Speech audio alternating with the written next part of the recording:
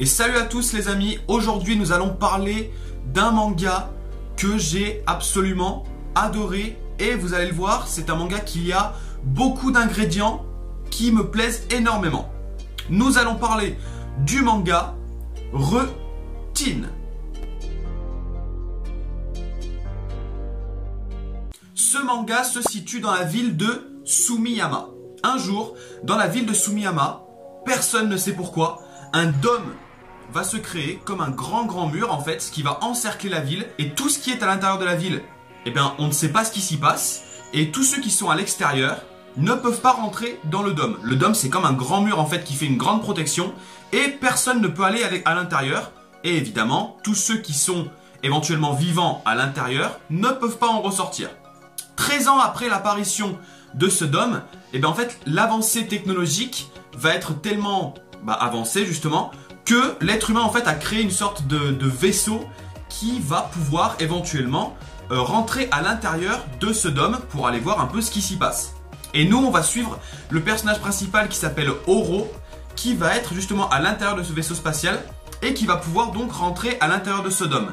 Et il faut savoir que Oro, il connaît très bien la ville de Sumiyama, puisque lui-même quand il était jeune, il y a vécu. Sauf qu'au moment où le dôme s'est formé autour de la ville, lui n'était pas dans la ville. Donc forcément, il n'a pas été enfermé à l'intérieur. À son arrivée dans le dôme, donc dans la ville, Oro va se rendre compte que il a fait un bond de 13 ans dans le passé. C'est-à-dire qu'en gros, je sais plus quel âge il a quand il va rentrer à l'intérieur du dôme, mais quand il va être à l'intérieur, eh bien, il sera donc 13 ans plus jeune. Donc ça sera un gamin qui est en primaire ou au collège.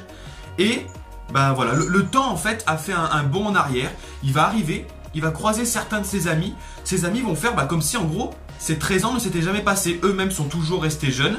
Ils vont lui dire tiens Oro, t'es là, ça te dit ce soir on va à la piscine par exemple. Et donc lui il va être complètement paumé. Il va se dire mais qu'est-ce que c'est que ce bordel? J'ai repris mon apparence d'il y a 13 ans et nous sommes quelques jours avant l'apparition du dôme. Et justement, là il va se rappeler que juste avant l'apparition du dôme, il y a eu pas mal de petits événements autour de lui qui sont arrivés. Et en fait ces événements sont peut-être liés, avec justement l'apparition du dôme. Déjà il a des amis qui sont morts, ou alors qui ont vécu des expériences assez troublantes on dira, juste avant l'apparition du dôme. Et bien il va essayer d'arranger tout ça, et peut-être que ces différents événements changés auront peut-être une certaine répercussion en fait sur le dôme, et peut-être que tout ça empêchera l'arrivée du dôme, qui sait. Je ne vous en dirai donc pas plus au niveau du scénario, mais moi je suis fan en fait des sauts dans le temps, des voyages temporels. J'adore ça, moi qui adore le film L'Effet Papillon. Je suis fan de ce film, je le trouve sublime, je le trouve génial. Pouvoir retourner dans le passé, changer le moindre petit détail qui va peut-être avoir des répercussions énormes sur le futur. Je trouve ça tellement prenant en fait, j'adore ce concept là. Les personnages, les différentes relations en fait qu'ont les personnages, c'est des gamins et je trouve ça super mignon. On va voir quels sont les événements passés qu'il va essayer de changer, quelles sont les personnes qu'il va essayer de sauver. Voilà, je vais pas vous dire qu'est-ce qui va se passer, etc. Mais j'ai trouvé ce manga super prenant. Alors ensuite, au niveau des dessins, je vais pas m'attarder dessus, les dessins sont nickel. Le seul petit bémol, c'est pas vraiment un défaut, en tout cas pas pour l'instant, mais le seul petit éventuellement bémol, c'est que c'est une série qui sera finie en 3 tomes.